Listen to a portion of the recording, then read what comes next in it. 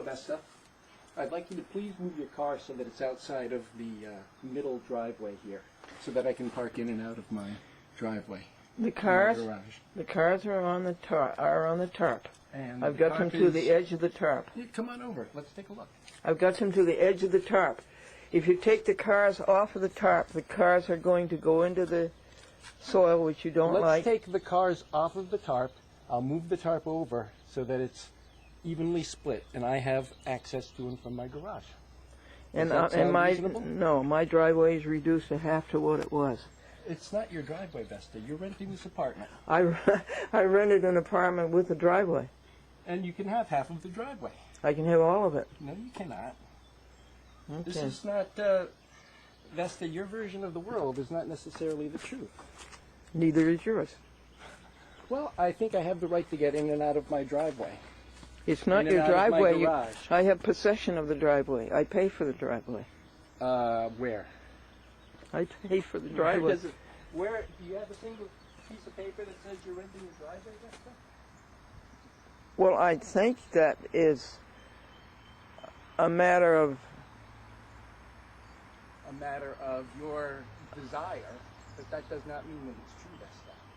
I think I have the law on my side, and I think it's called warranty of habitability. I did not rent half of a driveway.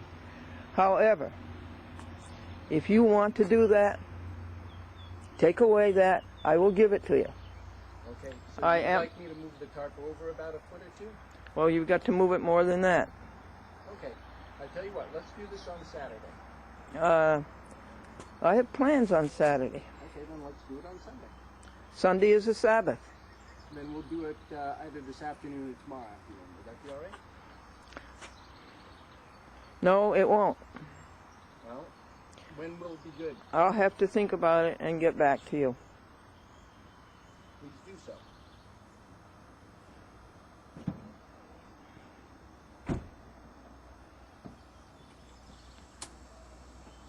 Warranty of habitability. Possession of the premises. New York State Real Property Law. New York State Real Property Actions and Proceedings Law.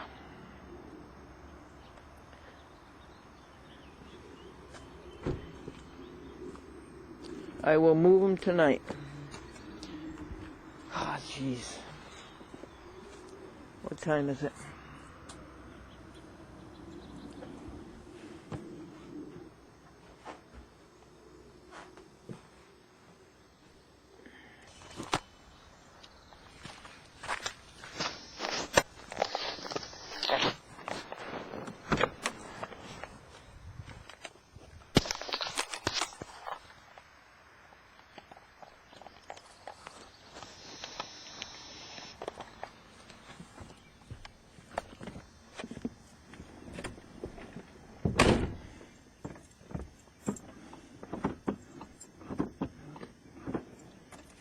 What time is it, you know?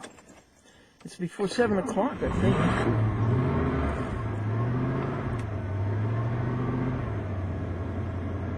Thank you, Lincoln. I'm starting right up.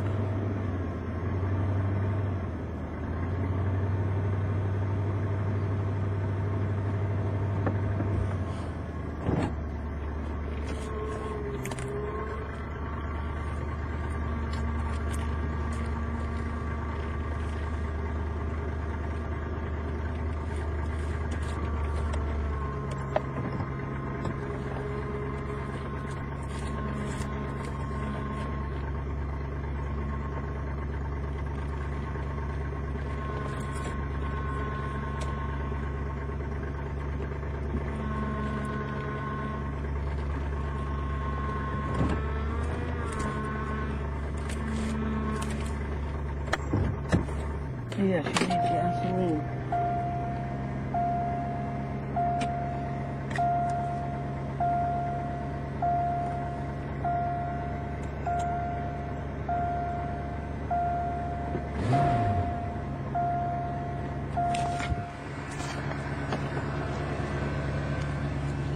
You're wrong.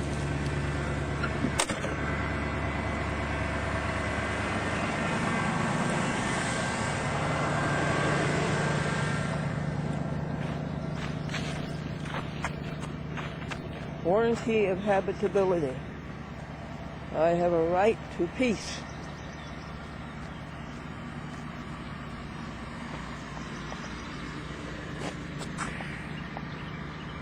How you doing, recorder?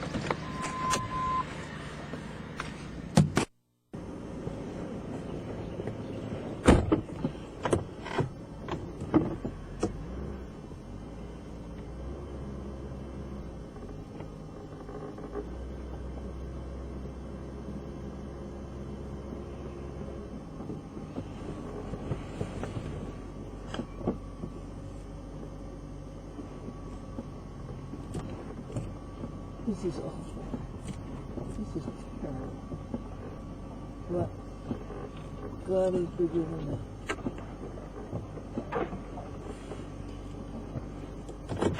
And we can't get into these. Look at the leaves. The leaves came out yesterday. Boy, it's going to take a lot of therapy to get over this. However, it's good practice. Remember, love, happy, cheer, healing, and enthusiasm. He's a spoiled brat. He's a spoiled brat at 50 years old. Pray for him. Go home. Go home. 5 o'clock in the morning.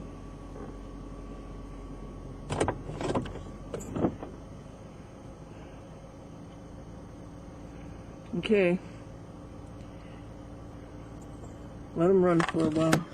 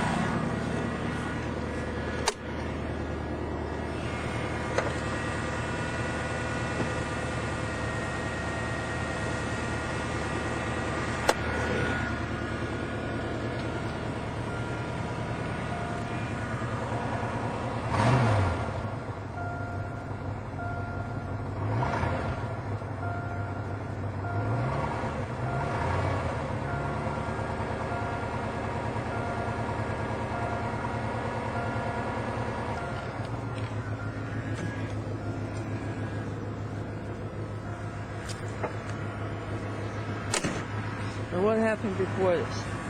I am peacefully doing my God alone first in my sanctuary, and he comes rapping at my door.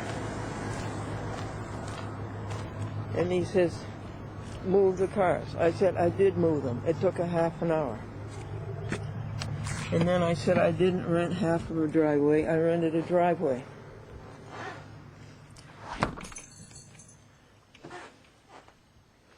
And what else? He says, it's not yours, it's mine.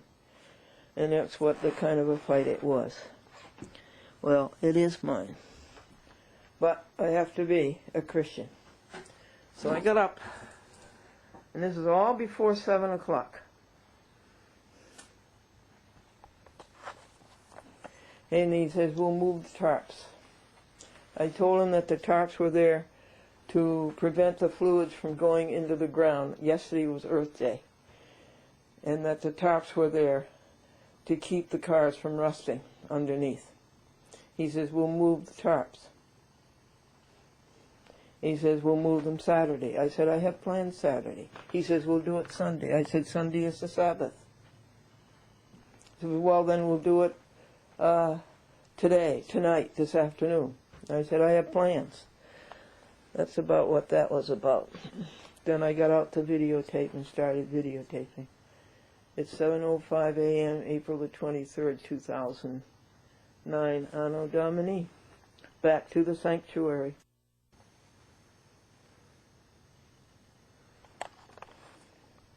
Warranty of habitability. I'm entitled to peaceful possession.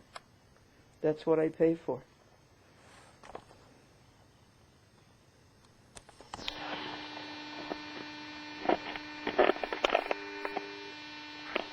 Jack Church at Time Warner Cable in Middletown, New York. As for Mr. Goodrich, I do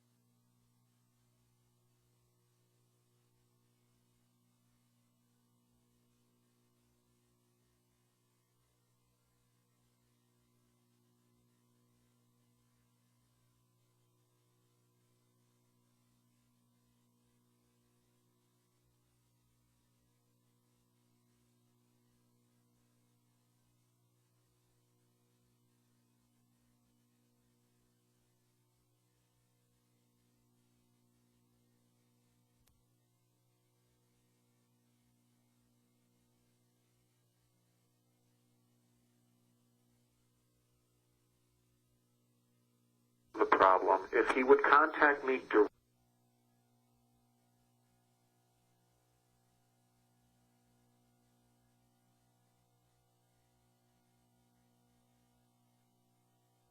Of habitability, I'm entitled to peaceful possession. That's what I pay for.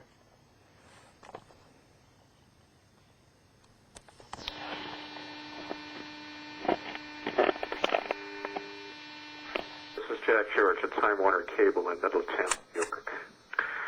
As for Mr. Goodrich, I do not know the problem. If he would contact me directly, maybe he would get a better answer. As for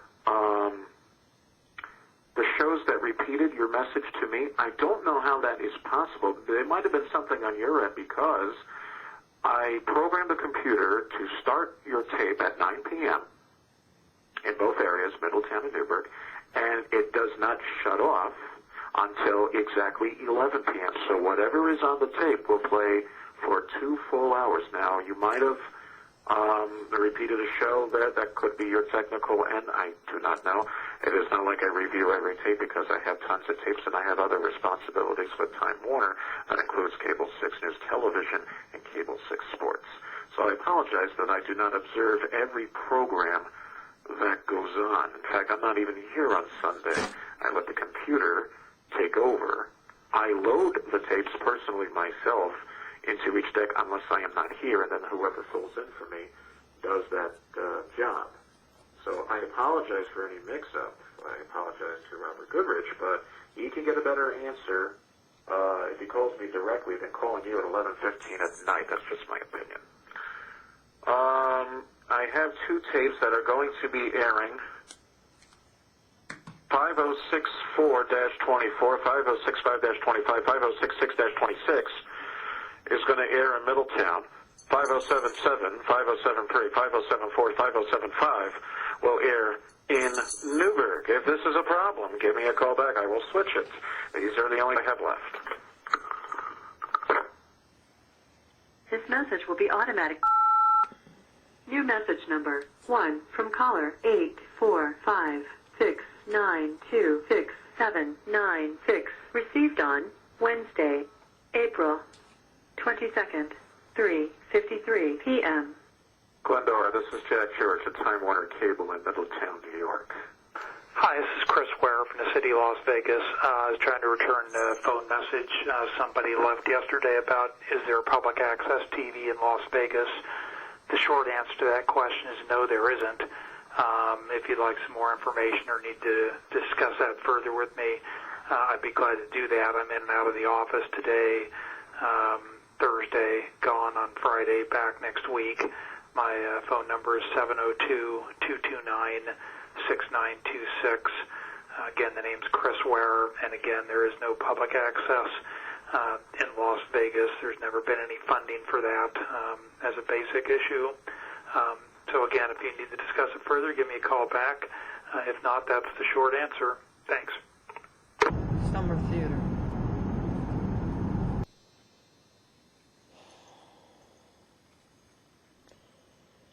So at 4 o'clock, after 7:15 a.m., he brings this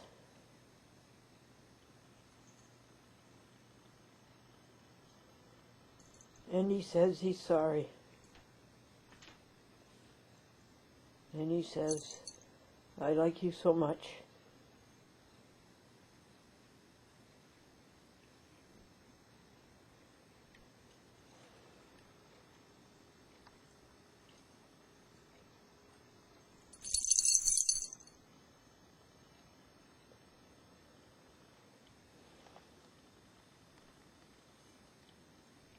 In the words of Jesus Christ, the wisdom. I'm healing. I've been 2 hours and a quarter in the sanctuary. God alone first. Where were you when I needed you? It was a good test. It was a good exercise. It was a good application of count blessings, count pure thoughts. pray for others, singing hymns for others, healing them.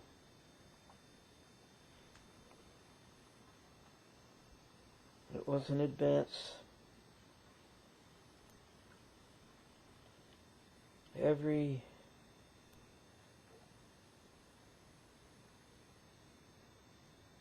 retrogression is an advance. And all of these helped.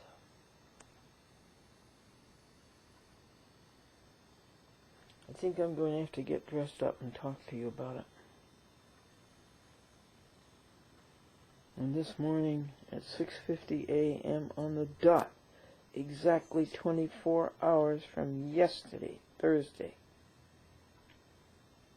that garage door went up again. But there was no encounter. Privacy, peace, quiet. Warranty of habitability. The right to enjoy the premises in peace.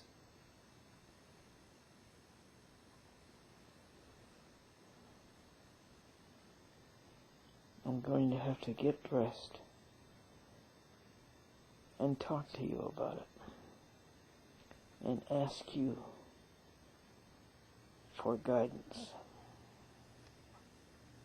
You, my TV friends, my TV viewers. Yesterday, George Dixon gave me a tutorial on the computer for 2¼ hours. And I saw a chat with Glendora all over the internet.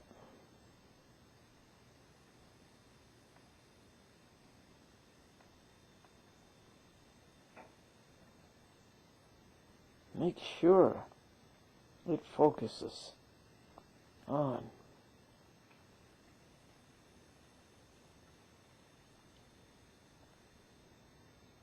loving perfectly all of the time and helping others and others helping me. Wish I had an opportunity to read this book. All electronics, electrons moving, making motion. The telephone.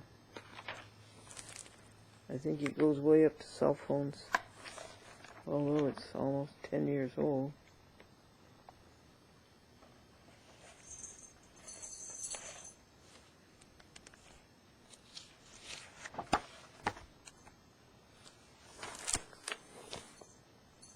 God is so great.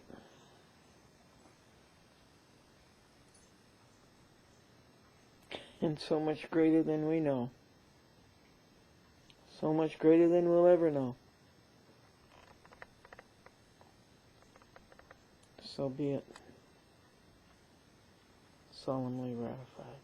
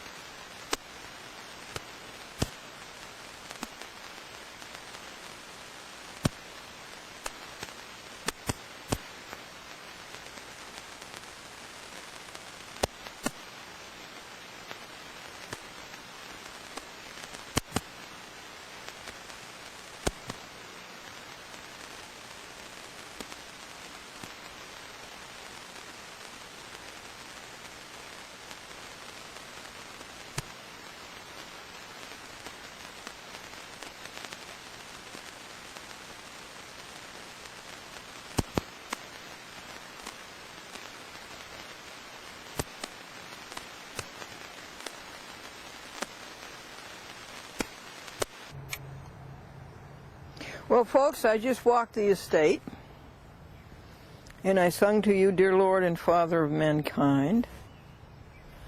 And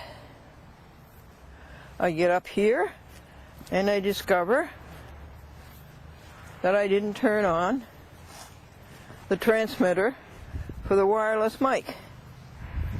But I would tell you this about the wireless mic.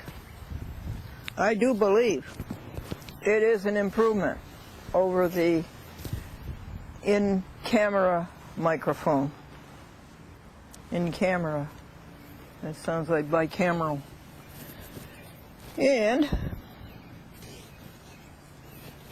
if I learn to operate it, I think it'll help you.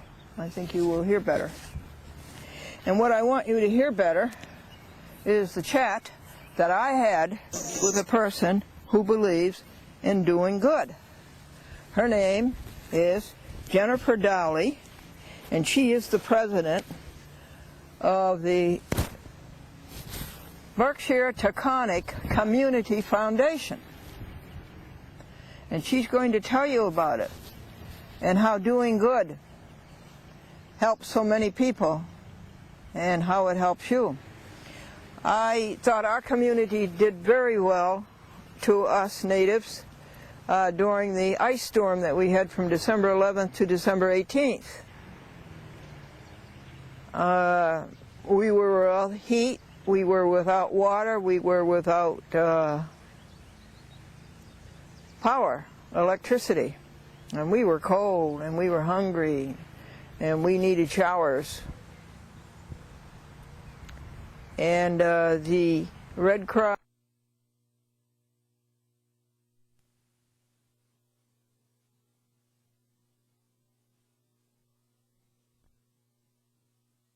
And what I want you to hear better is the chat that I had with a person who believes in doing good. Her name is Jennifer Dowley, and she is the president of the Berkshire Taconic Community Foundation. And she's going to tell you about it and how doing good helps so many people and how it helps you. I thought our community did very well to us natives during the ice storm that we had from December 11th to December 18th. We were without heat, we were without water, we were without power, electricity. And we were cold, and we were hungry, and we needed showers. And the Red Cross and the local Ichabod Crane School District cooperated and gave us shelter in the gymnasium, and I have covered that very thoroughly on a chat with Glendora. And I sent them something like, I think I sent them $50 just out of gratitude, and the Red Cross $50, and the Red Cross in Manhattan $50, and the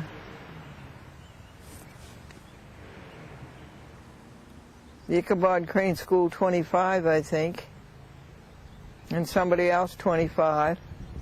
Anyway, I was very grateful. And I get this lovely letter from the Berkshire Taconic Community Foundation from Jennifer Dowley.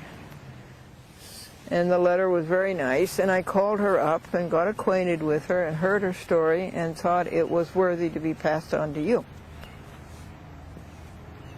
So here is Jennifer Dowley. The office is in Great Barrington, Massachusetts, and I'm calling her in Sharon, Connecticut, Litchfield County.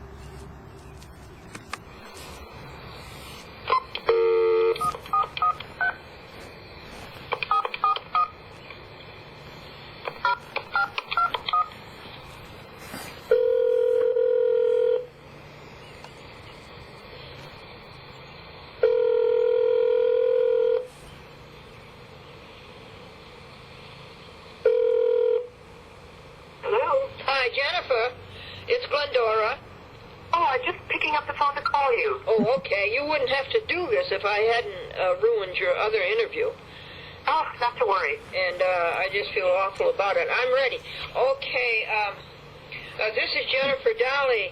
And Jennifer, you are the president of the... Berkshire Taconic Community Foundation. Yes, would you tell us what the Berkshire Taconic Community Foundation is? Yes, we're a nonprofit organization. Yes. Serves the communities of Columbia County, Northeast Dutchess County in New York, and Northwest Litchfield County in Connecticut, and Berkshire County in Massachusetts. So it's a regional organization, and our mission is to make the communities in those areas stronger. And we do that by offering opportunities and developing opportunities for people to give back to their community. And could you give me an example of how they might do that? Well, there are all kinds of ways. Mm-hmm. I think the way that you know is the one I'll start with. We are working with a donor from Columbia County who is anonymous, who wanted to make opportunities for kids in the public schools a little broader. And so what that donor did is give Berkshire Taconic a challenge grant for the public schools. And we've worked with a number of the public school districts, but right now we're working with Kinderhook and Germantown to develop arts and humanities funds. And this donor has given the grant to Berkshire Taconic for the Kinderhook School for Ichabod Crane. It's $100,000. Part of that money is a challenge grant to the community to raise $45,000, and that will be matched by the donor's $45,000. That will be a permanent endowment that will generate income, interest, if you will, every year to make funds available for projects in the arts and humanities at the Ichabod Crane School. And there's a group of people, the principal, the superintendent of the school, and I think there's a teacher and a banker. Mr. Giacomo? Giacomo, I think. Giacomo? Yes. Uh-huh. Well, you would know better than I. But what our job is at Berkshire Taconic is just to help that group of people, give them advice about raising money, but also give them the structure and the opportunity to distribute the money to good projects in the school for the kids and for the teachers. $190,000 is a big number. Could you give me an example how the school children might use that money for arts? They do all kinds of things. This year there'll be $10,000 available for projects at the Ichabod Crane School.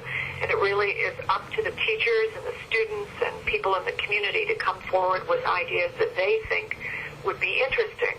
It could be anything. It could be a trip to New York to go to the Metropolitan Museum of Art. It could be maybe there is an artist, a dancer, a writer, a photographer in the community who might want to come in and work with, I don't know, let's say it's a poet who's in the community who wants to work with the senior English class over, the fall semester next year, and to help them learn how to write poetry, help them develop their own poems, study the poetry that perhaps is in the curriculum, whatever is there, that there would be funds for that. There could be, let's see, a project to bring in a theater company, Shakespeare and Company, for example, to do a workshop on theater. There could be, a scholar, perhaps, somebody who has written about nature that has attracted the attention of the science teacher, and the science teacher wants to bring in somebody to talk to the kids about, about observations of natural phenomenon. It's a very big umbrella of ideas, and it really is up to the teachers, the kids themselves. What do they want? They might all get together and say, we would like to start a magazine in the high school, and we would like a little bit of money so that we can, buy some software that will allow us to make the magazine and print it on, make it online and do that. It's a very open structure, and all it does is await good ideas from the students, the teachers, and the community. Wonderful, and it's great in this age of computers that somebody is paying attention to the humanities. Yes. Well, this donor is very focused on the arts and humanities. The donor feels that our schools pay a lot of attention to sports, and That's right, and to computers. And that there needs to be a little bit of balance, and that's what makes a healthy human being. Yes. This is Now, do you take little donations from little people? Berkshire Taconic takes donations of 10 cents to $10 million. 10 cents? I can't afford. Every contribution to Berkshire Taconic for whatever fund we have is tax deductible. Oh, yes, because you're 501c. 501c3, exactly. Now, what is your address? Well, our web address is www.berkshiretaconic.org. We have a very good website. You can give donations online, and there's a little place in there if you want to give to the fund at Ichabod Crane. You just type in that, or the Kinderhook School Fund, and you plop it right in there. Or there could be other funds. We have 500 funds, so there's a lot to choose from. So giving online is very easy. Our office is in Great Barrington. We're at 271 Main Street in Great Barrington, Massachusetts. Is that near the Red Lion? Red Lion is in Stockbridge. Oh, it is? Well, what's in Great Barrington? There's a big one in Great Barrington. Well, there's no big... Oh, okay. My memory fails. No. There's a movie theater. We're known for not many movie theaters around, and we have the triplex here. And you're known for being close to Lenox, where the Boston Symphony goes. Tanglewood at Lenox, yeah. Yep. We have a great nightclub, Helsinki. The Club Helsinki is in Great Barrington. Now, would you just say that website again, please? www.berkshiretaconic.org. And then would you complete the street address in Great Barrington? It's Berkshire Taconic Community Foundation, 271 Main Street, Great Barrington, 01230. Oh, thanks, Jennifer. Now, over this past year, what gave you the greatest satisfaction? Oh, my goodness. What great event of this past 2008 thrilled you? Well, that's a lovely question. It's very hard for me to answer that because I have such there are eruptions of great goodness that come through our office every day, and I'm just thinking about last year. One of the things that pleased me deeply is that a family in Berkshire County who has been in business in Berkshire County for, I think 150 years, a number of branches of that family decided that they wanted to give back to the community. And so there are about 3 different funds that they set up. A group of siblings set up a fund that they want to use to make grants from.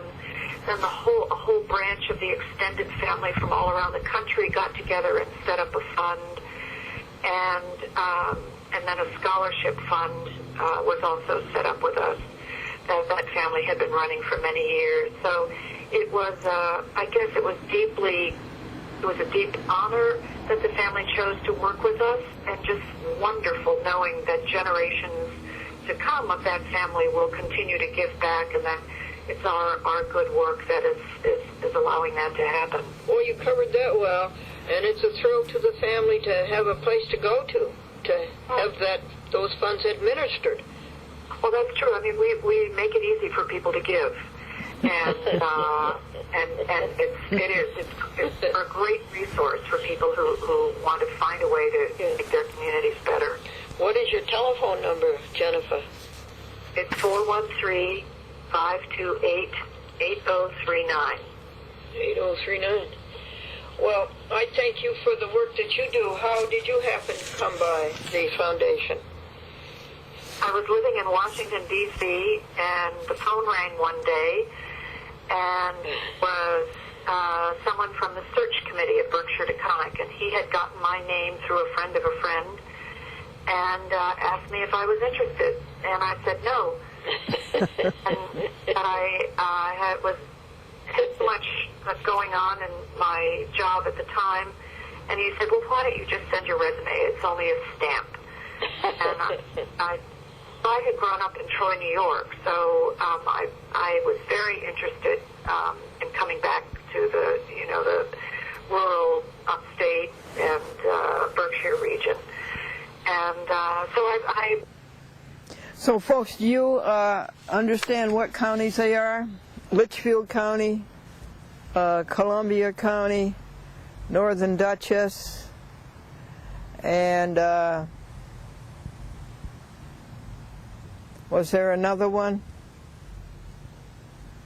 And the story that she tells is that the person kept calling and said, well, why don't you do this? That's another step further. And why don't you just come up for an interview? And after a period of 4 months, she consented to go with them. I asked her what a youngster could do to get into community foundation work, and she said, just do good. What more is there to say? Just do good. And that's certainly what Jesus Christ told us. Just do good. And I'm sure that's just what your Lord and Father of mankind tells you. Just do good. So, we thank you, Jennifer, Dolly, and we thank you, all the people who work over there in the office in Great Barrington. And Jennifer is going to see to it that her message gets on the Pittsfield Community TV station, community television station. This is a community foundation, so it's going on the community television station in Pittsfield, in Great Barrington, and in Stockbridge Lee. So, you see, even the ice storm of December 11th, December 18th of 2008, it ended up doing good. Dear Lord and Father of mankind, forgive our foolish ways. Reclothe us in our rightful mind. In purer lives thy service find. In deep reverence praise. Do good. In simple trust like theirs who heard beyond the Syrian sea the gracious calling of the Lord, let us like them without a word rise up and follow thee.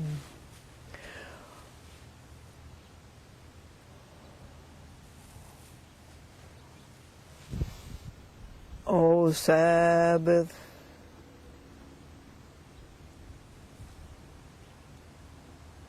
what is it? O Sabbath, quiet, and hills above, the calm of hills above.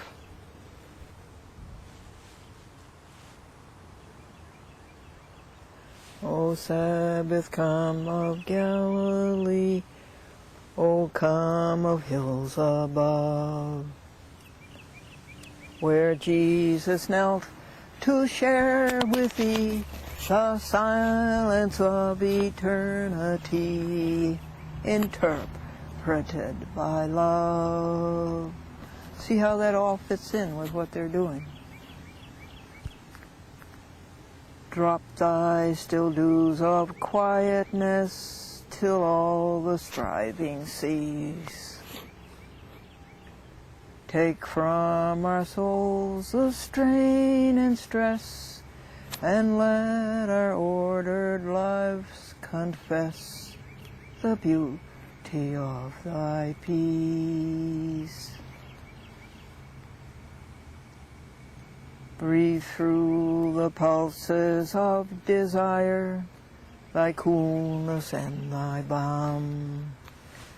Let sense be dumb, let flesh retire.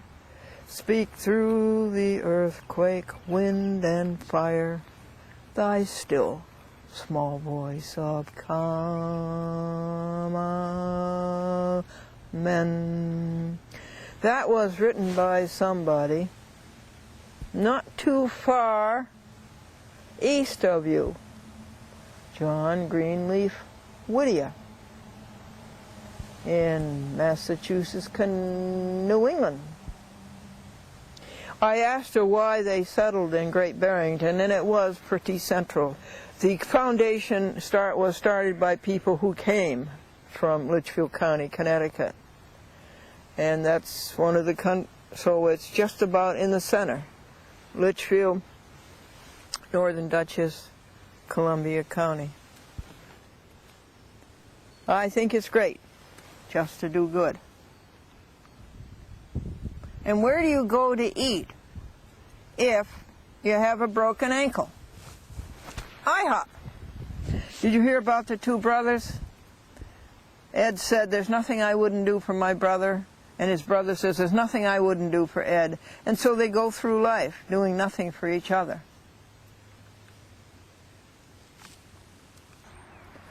Folks, do good not only applies to do good to people or for people, but it applies to do good to animals and for animals. And here is a person who's dedicated to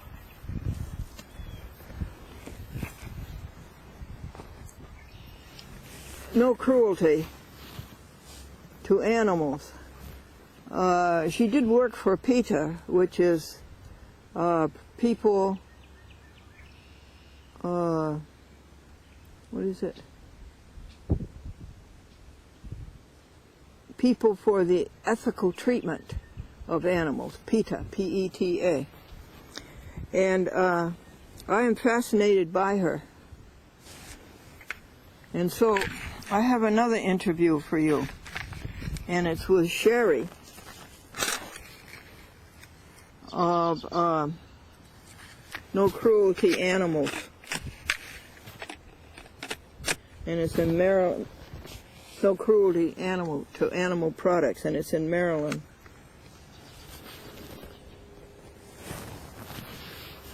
In 1995, Yes?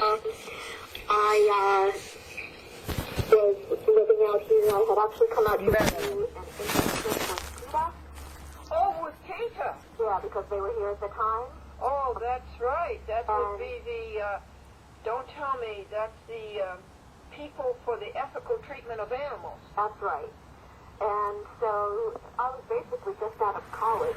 And so I came out and did that and stayed there for about a year, and then just started, figuring out what I wanted to do, and realized that this was something that was sorely needed from my own experience as a vegan, trying to find things. At that time, there wasn't anything like it. There was, there were a couple of things that focused on individual areas, like there was the Body Shop, cruelty-free cosmetics, and then there was a couple shoe companies, Aesop and Heartland, that did all vegan shoes, but there was nothing that did everything, that put everything together into kind of a one-stop shop concept.